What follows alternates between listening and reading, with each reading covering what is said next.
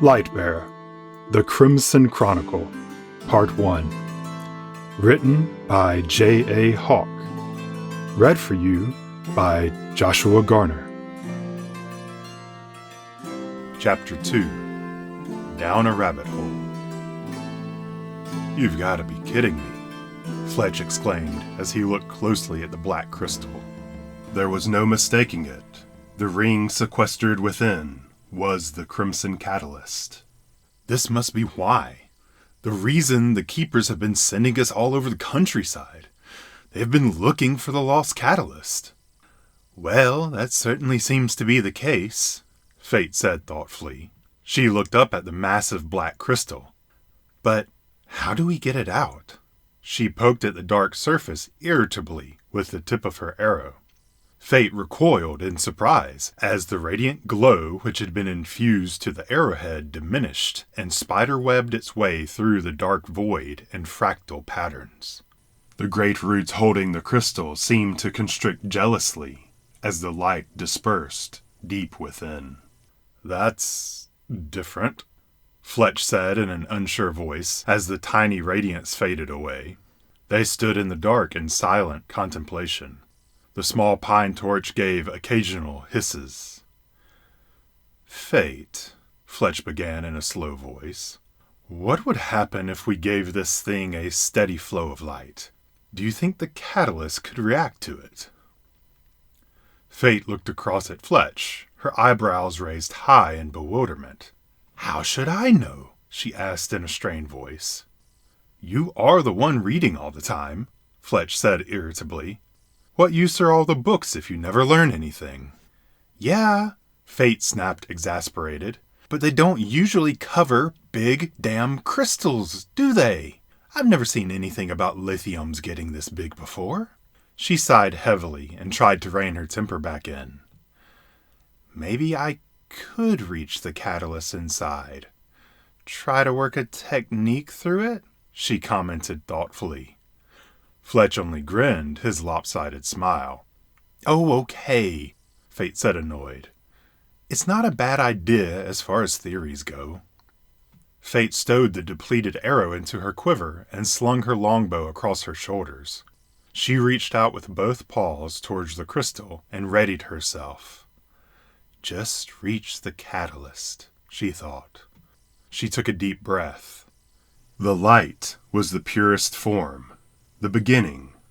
All techniques began with it, before shaping and harnessing elements of the world to its purpose.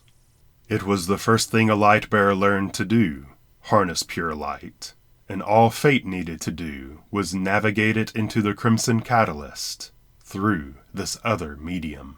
She drew upon the light and infused the darkened crystal with it.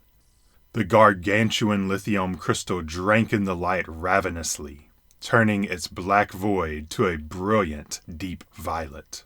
The silhouette of the rabbit attached to the crimson catalyst was suddenly thrown into sharpest relief as the light flooded the void.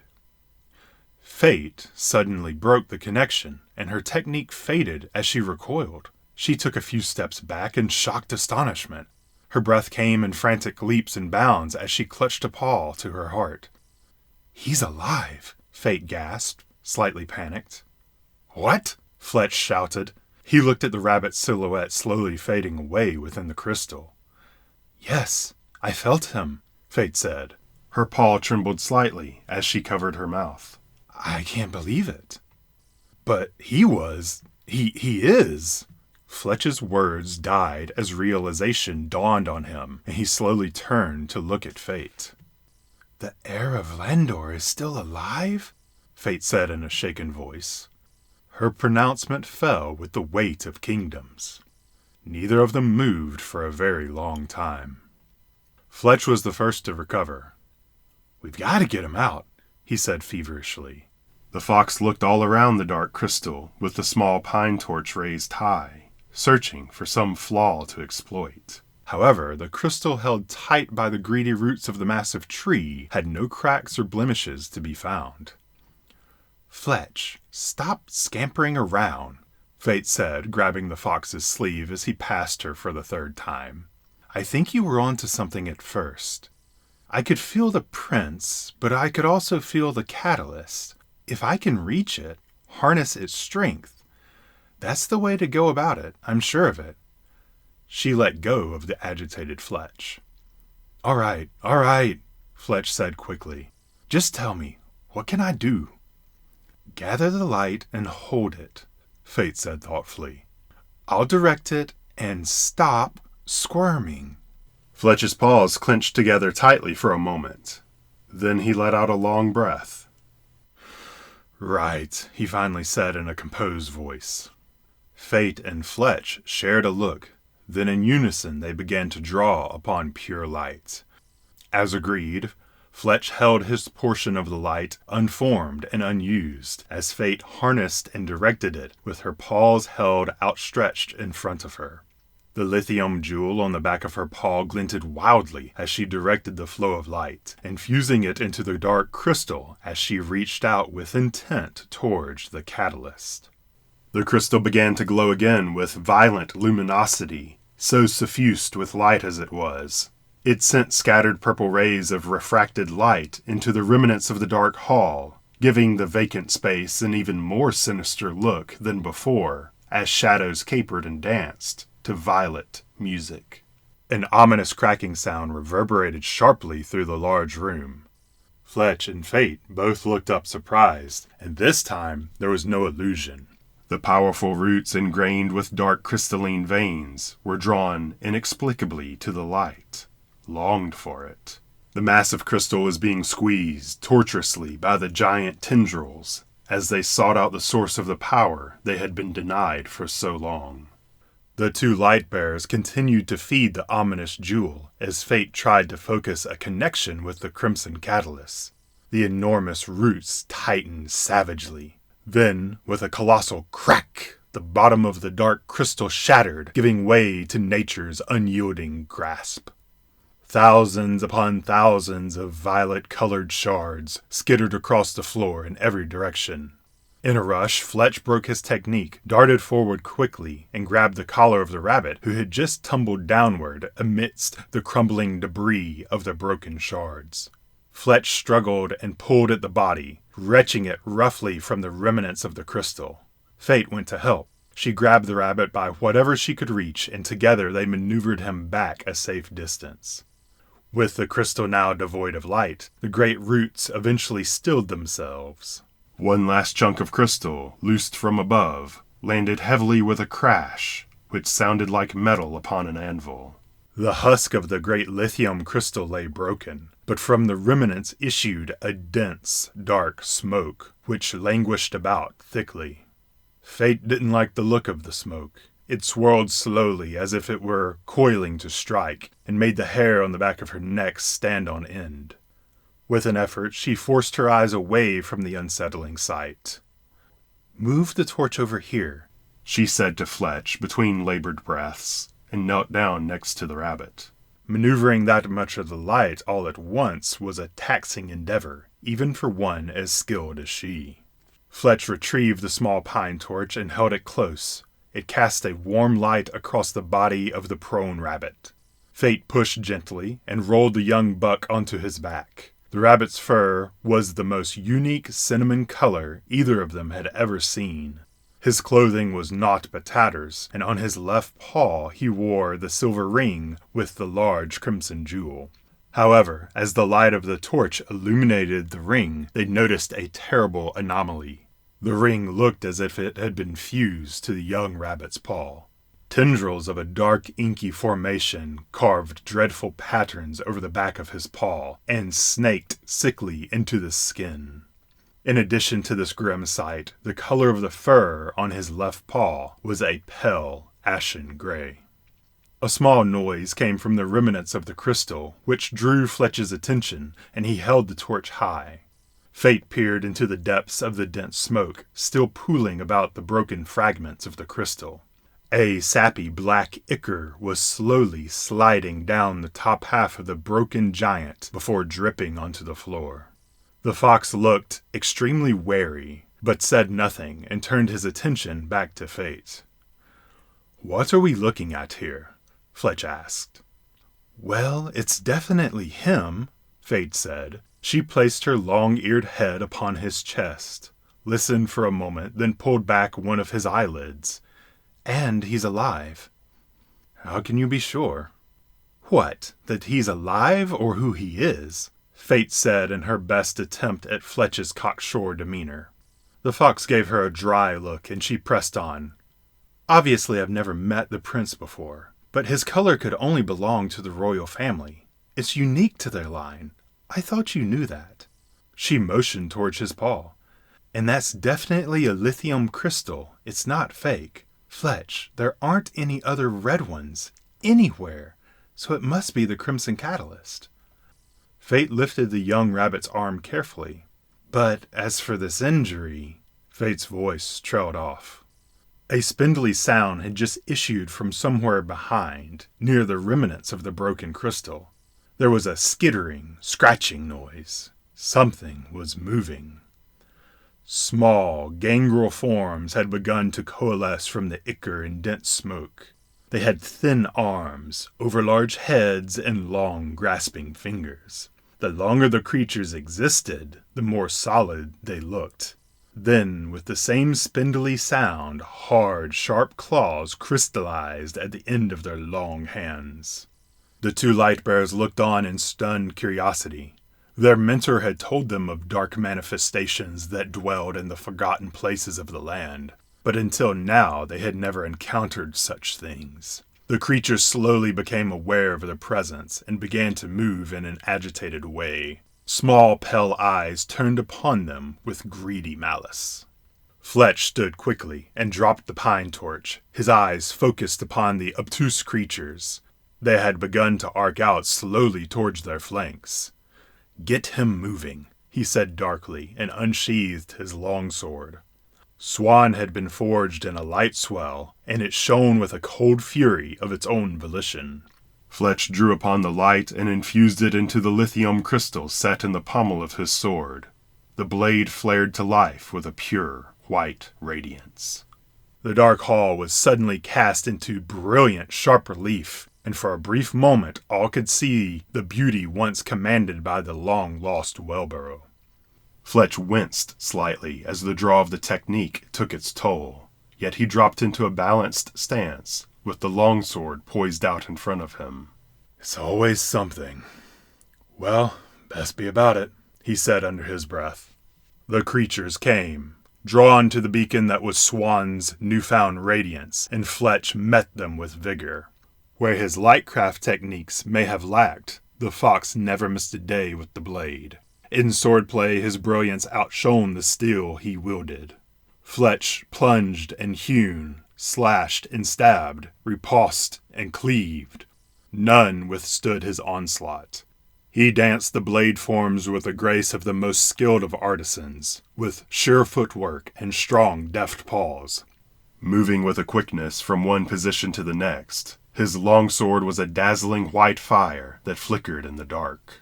The creatures in turn were reckless. They felt no fear as their companions shattered against the flight of Swan. When one fell, another was ready to take its place.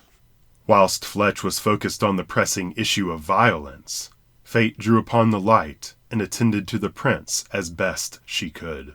The whole affair felt completely rushed, but she had no time for anything more delicate, not knowing exactly what ailed the youth.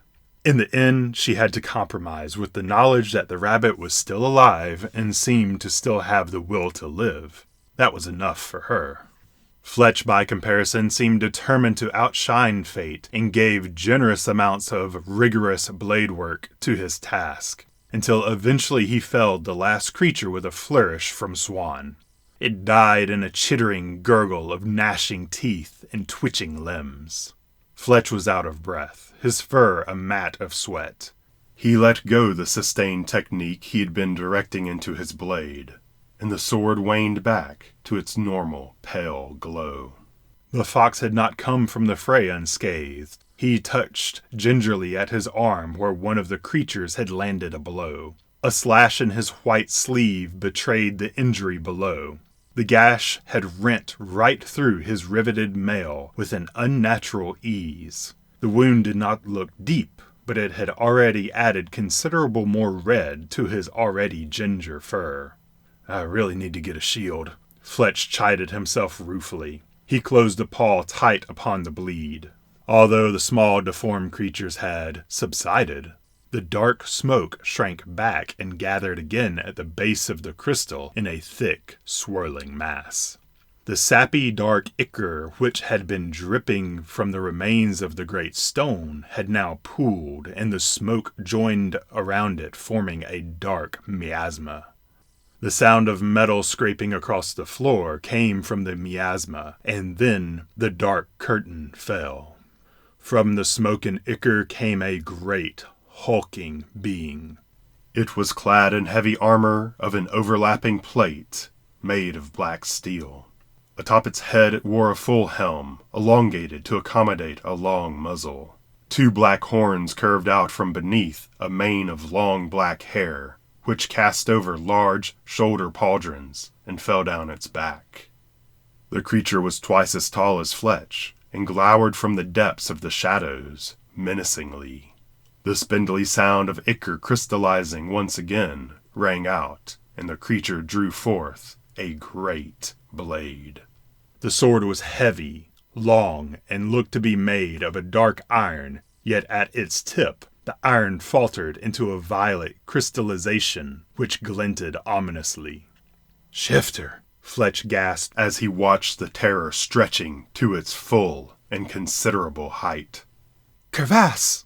A quill embedded itself into the shifter's dark breastplate.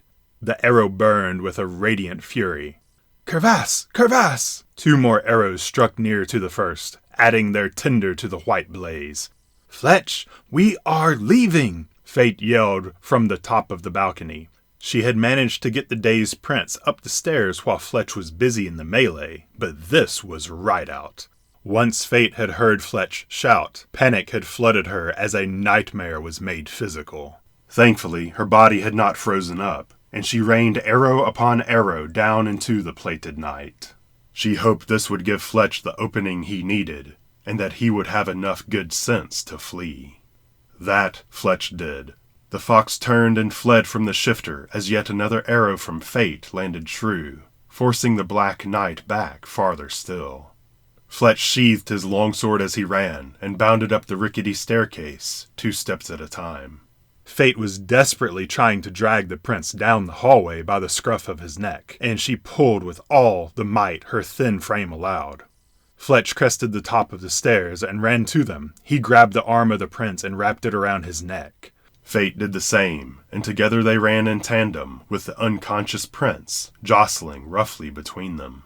As they fled the great hall, a low rumble echoed throughout the tree. It reverberated off the walls as if a great horn had been blown. The floor began to shake as dirt and debris fell from the roof. Fate and Fletch labored their way past the polished hall of great root pillars.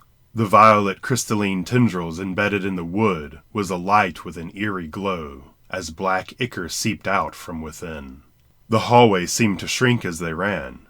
They doubled their efforts, and just as they reached the end, another great bellow racked through the tree. Some old power held sway here, for Fate and Fletch had to struggle sideways through the quickly narrowing passage into the foyer of divergent paths. "Fate, which way?" Fletch asked from the other side of their princely burden. "Crevasse!" Fate shouted. An arrowhead flared to life with a white light at the mouth of a passage. They made for the beacon quickly, but Fate swayed as the technique left her and she nearly dropped the prince. As they passed the glowing arrow, Fate reached out to pluck the dart from the wall. However, the greedy roots had already found their way to the light, and it was consumed by a writhing mass. The arrow shaft snapped and fell dismally to the floor. Fate ran as hard and as fast as she could with the limp prince hanging between them, up the passage and through the twisting turns of the tunnel until... "Fletch, I can't. Stop, stop," Fate gasped through great labored breaths.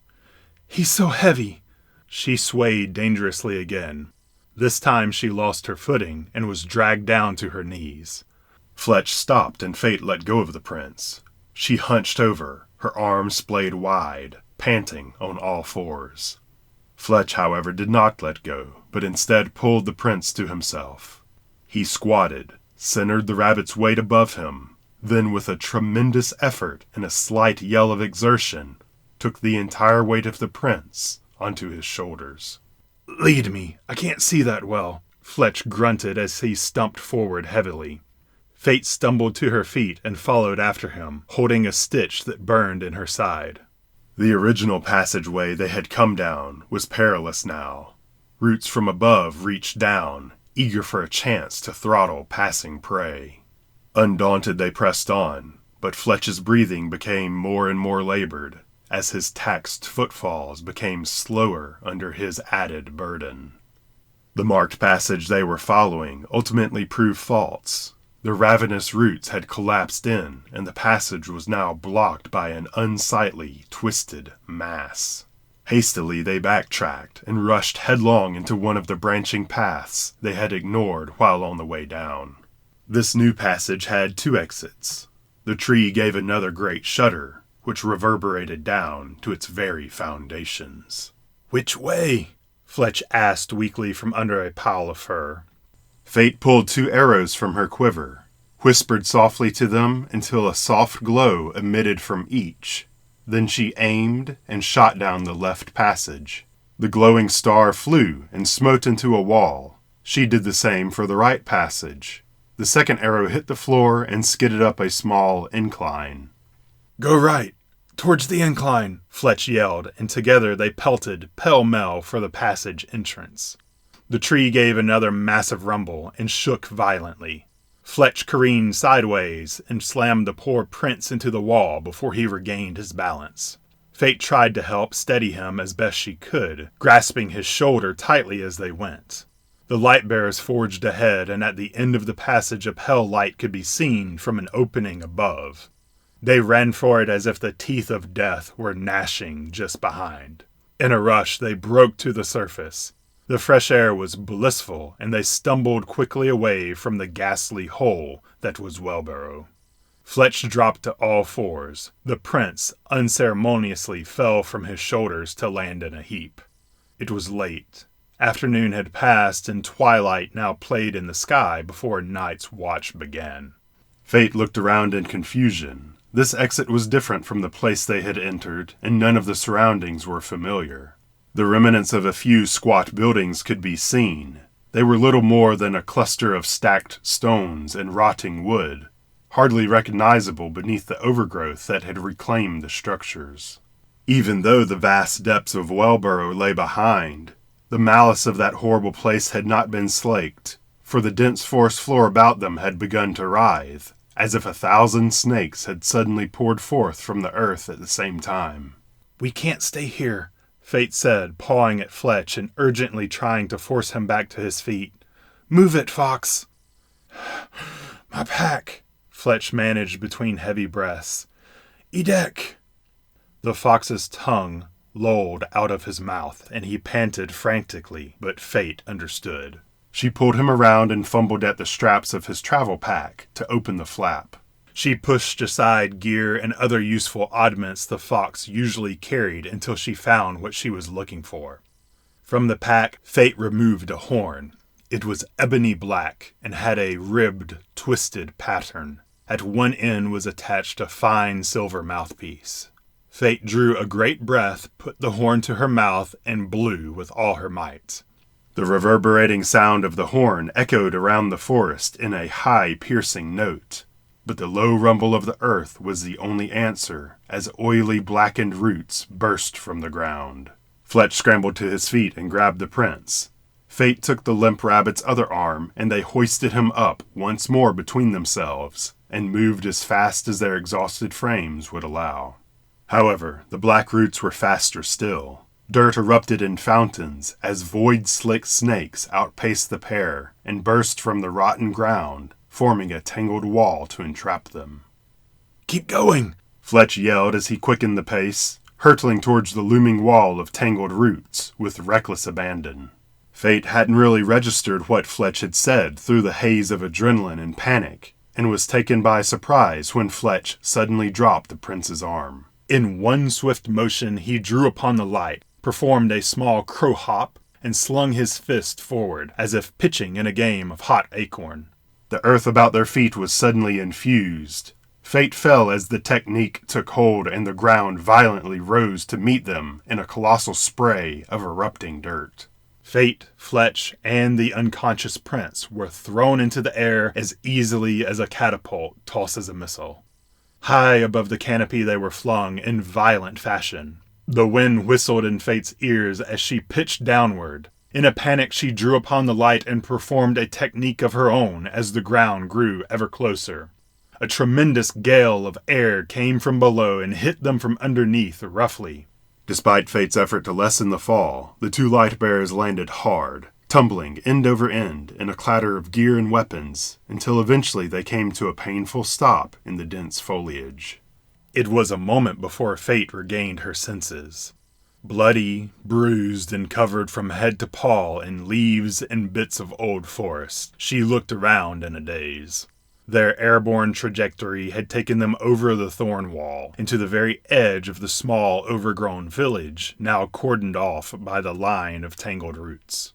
On this side of the barrier, a solitary building still stood resolute against the wild overgrowth. It was a large structure connected to a tall tower. At the top, a huge bell still hung, begrimed and tarnished by great age. Fate got to her feet cautiously, and when nothing seemed broken, she staggered towards the slumped figures that were the other two. They had flown farther than she, but Fletch was slowly making his way towards the prone figure of the prince. Fate stopped suddenly, her ears pricking up. As if she were the centerpiece of all things unfortunate coalescing, the sound of something large and reckless could be heard breaking branches loudly through the undergrowth, rushing towards their position from the forest ahead. Fate steeled herself for some new terror, when Edek burst from the underbrush in a mad rush, skidding to a halt next to Fletch and showering the fox with dirt. Edek was a great lizard of considerable size. He had a large, blocky, serpentine head, which sported two black horns on either side that curved gently back. His large, copper-colored eyes had vertical pupils that were fierce to behold as they scanned the area. Small bony protrusions lined his heavy jaw, which held deadly carnivorous teeth. 4 powerful clawed feet held up a long, rigid, muscular body, thick with overlapping scales which rippled bronze in the failing light before ending in a heavy tail which dragged upon the ground. Fate smiled weakly and sank down to her knees. He had heard the horn's call. Fletch had only just maneuvered the limp prince onto the back of a deck when a monumental crash sounded behind Fate. She turned to see the dark outline of the shifter who had landed atop the roof of the building with the bell. Edek gave a terrifying roar as he spotted the dark figure, showing rows of great curved teeth. Involuntarily, he pranced backwards, churning the earth with his massive clawed feet. "Flee!" Edek trumpeted, somewhere between a yell and a roar. His great eyes were slits of pure hatred and terror. Fate pulled from her quiver her very last arrow. All the rest had been either spent or knocked loose during the fall. She fitted it carefully to the string.